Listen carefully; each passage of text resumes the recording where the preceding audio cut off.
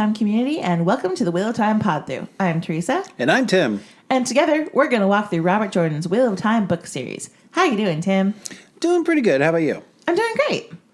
Before we get started, we just want to remind you that this is a reread. We assume that you've read the entire series, so there will be spoilers. You have been warned. All right, Tim, what are we going to be doing in today's episode? Today we'll be discussing chapters 27 and 28 of the Dragon Reborn, where Egwene takes her first foray into the world of dreams, and Matt finds a way out of Tar Valon.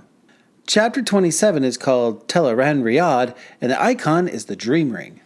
Here's a quick summary to act as a reminder for those of you who are not reading along with us. After a long day in the kitchen, with various Aes Sedai stopping by to look in on them, or spy on them, though not the Amyrlin as they had hoped, the girls retire to Egwene's room so that she can use the dream ring. Elaine and Nynaeve keep watch over her while she sleeps to guard against Grey Men or the Black Aja.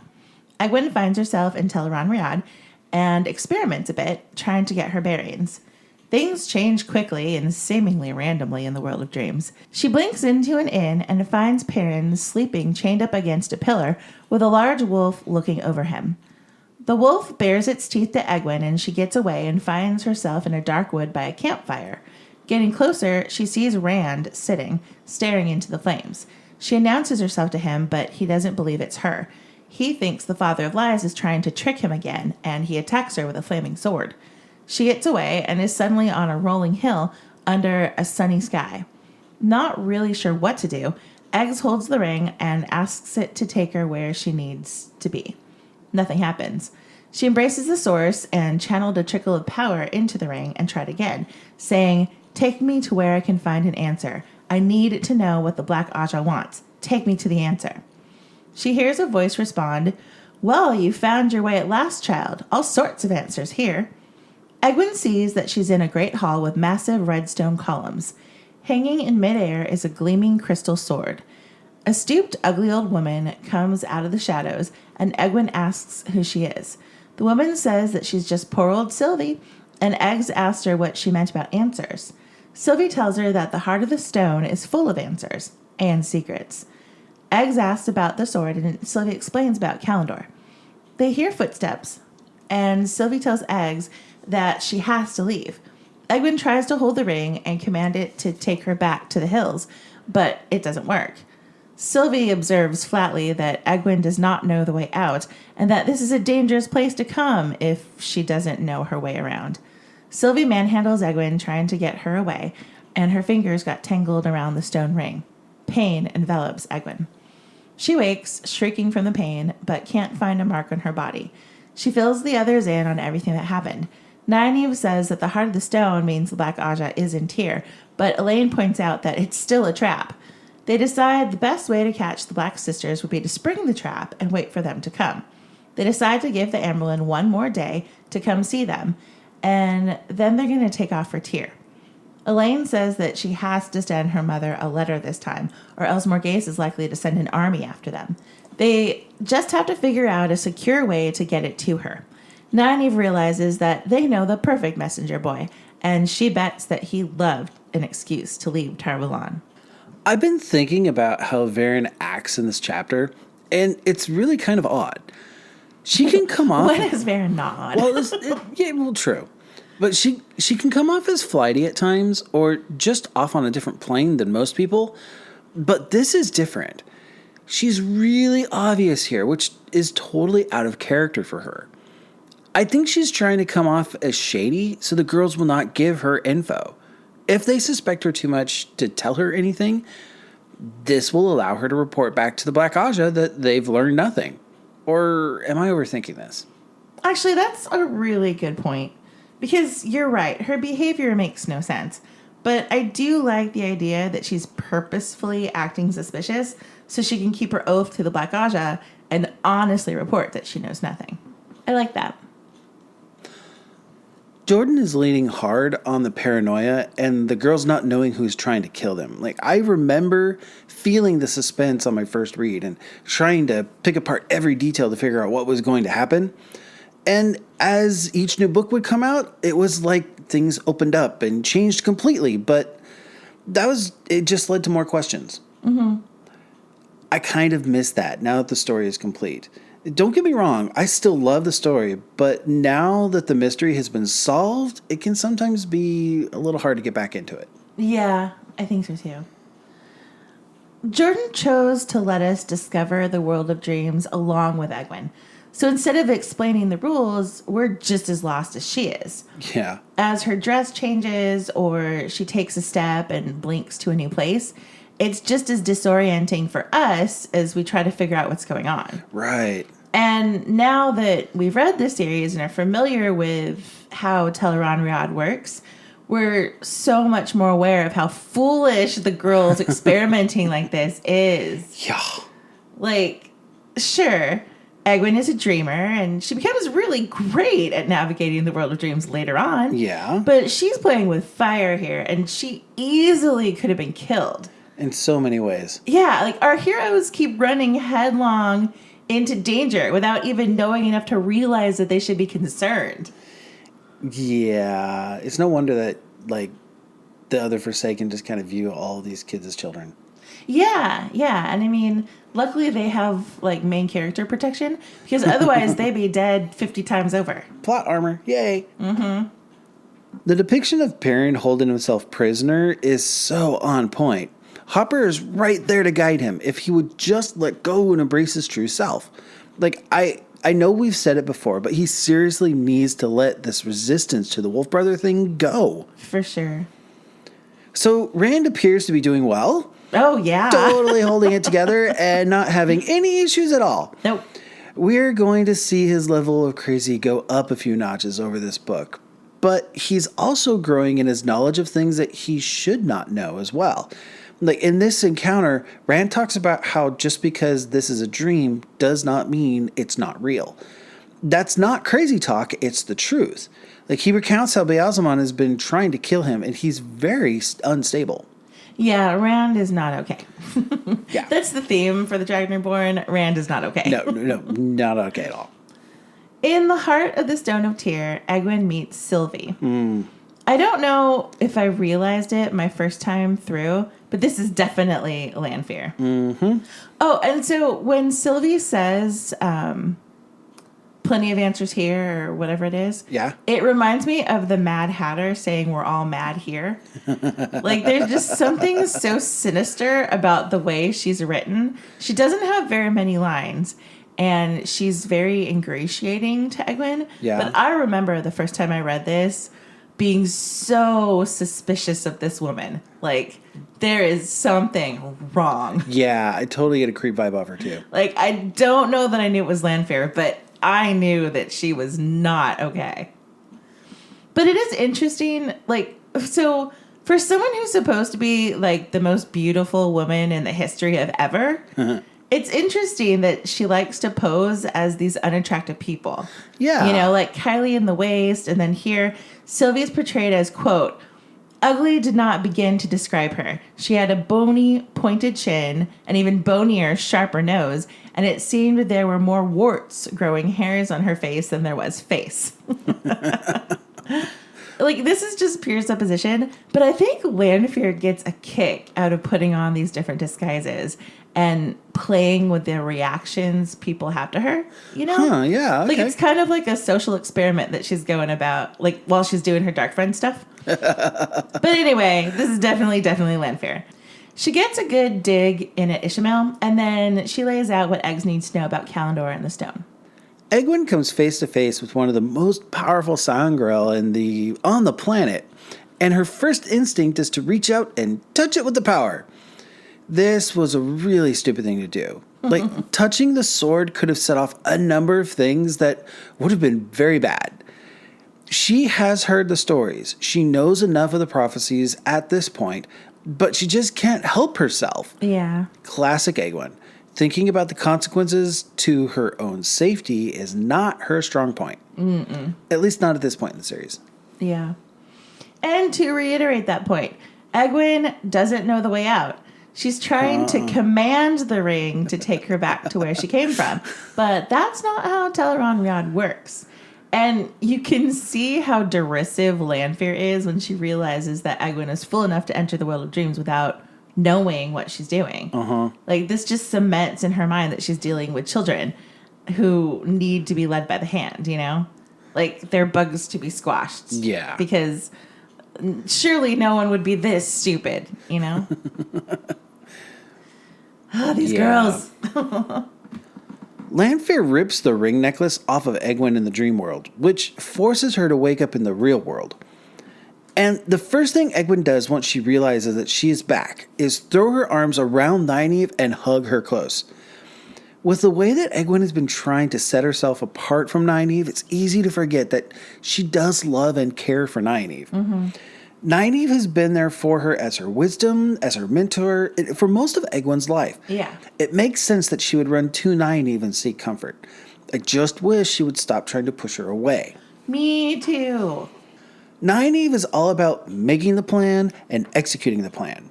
She is done collecting info. She's done scrubbing pots and pans, and she is done looking over her shoulder for another gray man to kill the three of them.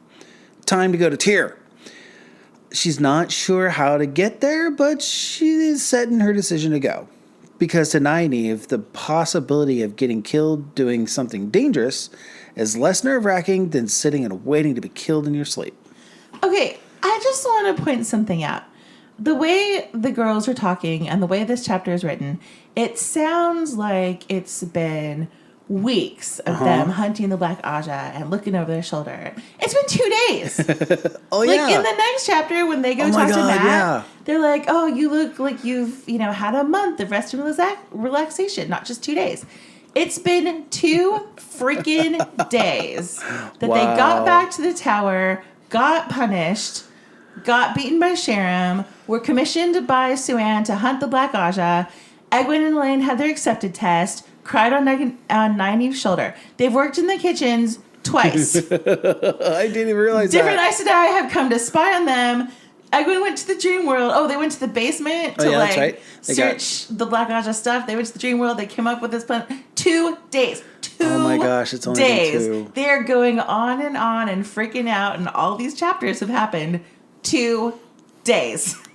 It seems so much longer to me because... That's because Robert Jordan has pacing problems. Well, there's that. Well, and we've been breaking it down week by week over this podcast, so it does feel like weeks. I mean, it's been like 8 chapters, but it's been 2 days. Wow. Yeah. Wow. My world just blew up. Yeah, like Matt's healing was so many chapters ago, but it's been 2 days. So they need to calm down a little, like maybe dial it back. Yeah, like they're acting like this has been going on for weeks and weeks on end, but no, it's been 48 hours. Like it's fine. Like calm down, girls. No, the Emerald has not come to see you yet because she just talked to you. She's not gonna be there the next day, right? Seriously, you need to calm down. Like dial it back a notch.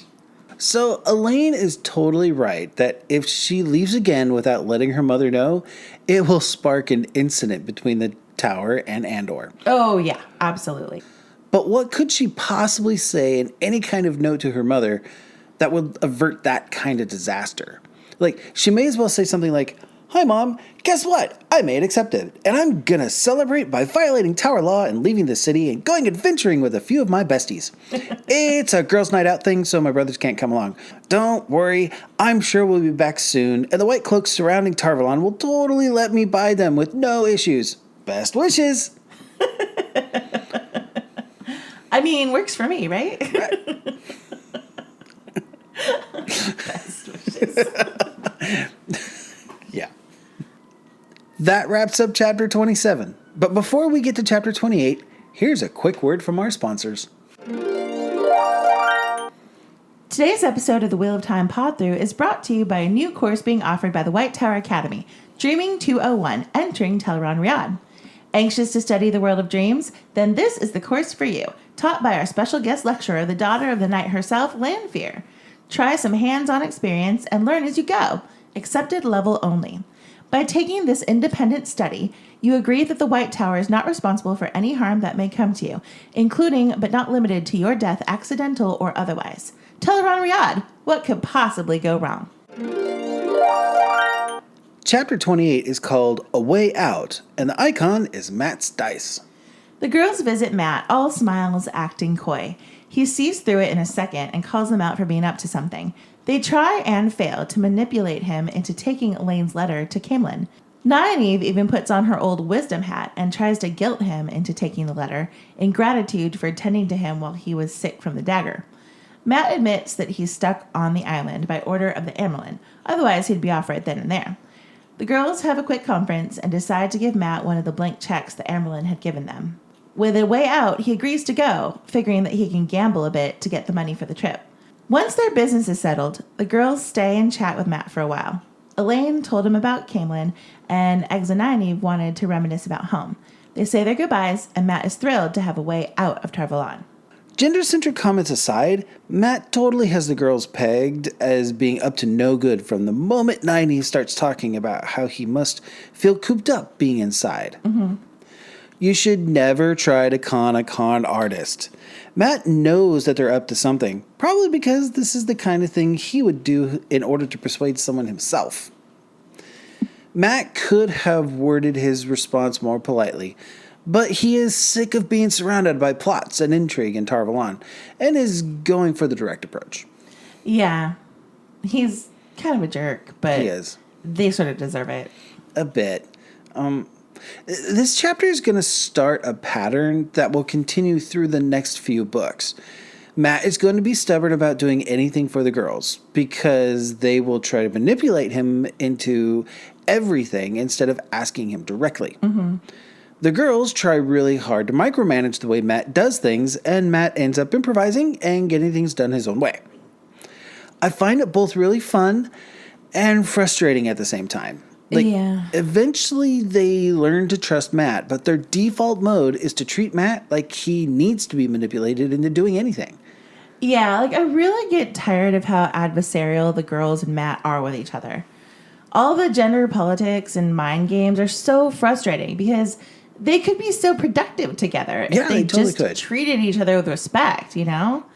This becomes especially apparent in Ebudar, but even here, it's less amusing and more just tiresome because it's so unnecessary. Besides, the girls are so bad at manipulation at this point. Here's a pro tip. Don't talk about the games you're playing in front of the mark. That's just rude. Yeah, it really is. Eventually they all learn to give tricky Aes Sedai half-truths and how to bluff and turn a situation to their favor. But right now, they suck. Yeah, basically, yeah. Once the girls open up about wanting to ask Mat to deliver the letter to Morghese, things kind of relax a little bit. Uh-huh. They start talking like they are actually friends, and there's a sweet moment when they're talking about home. Mm-hmm. Mat's never going to get used to the idea of Nynaeve and Egwene as Aes Sedai, but he does still care for them. Yeah, he does.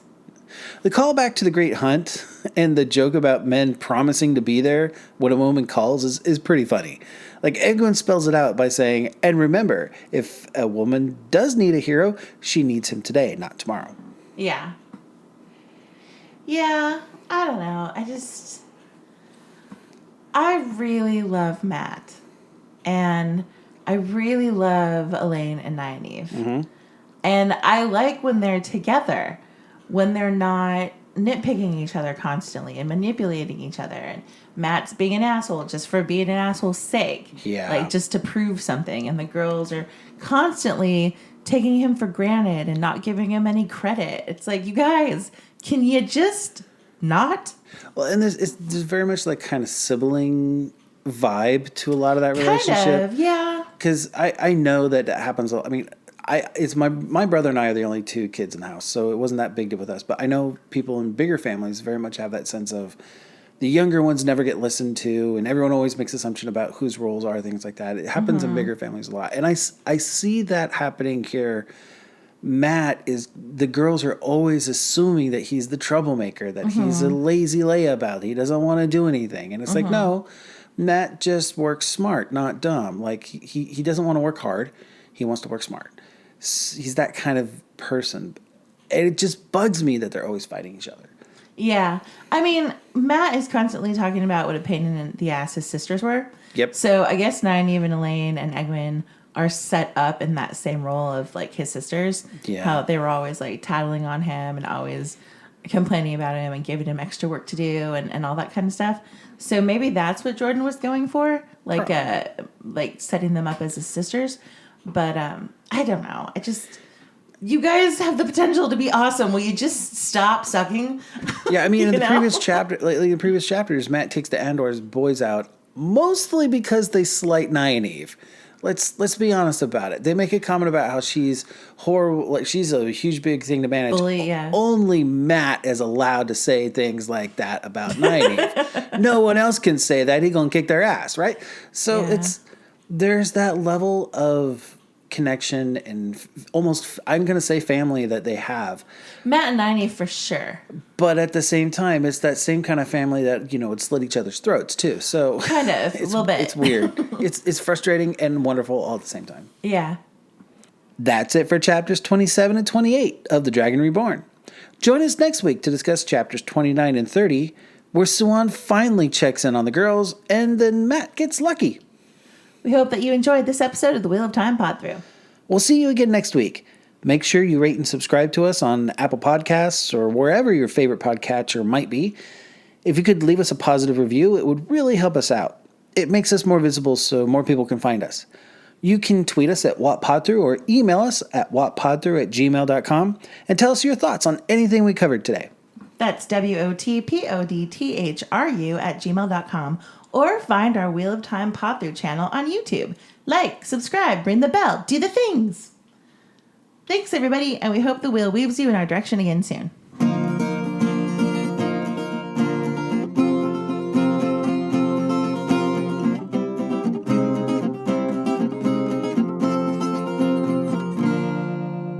She gets a good dig in at Ishmael, and then she lays out what Ew, I licked the mic. I was sticking my tongue out and it made contact. Oh.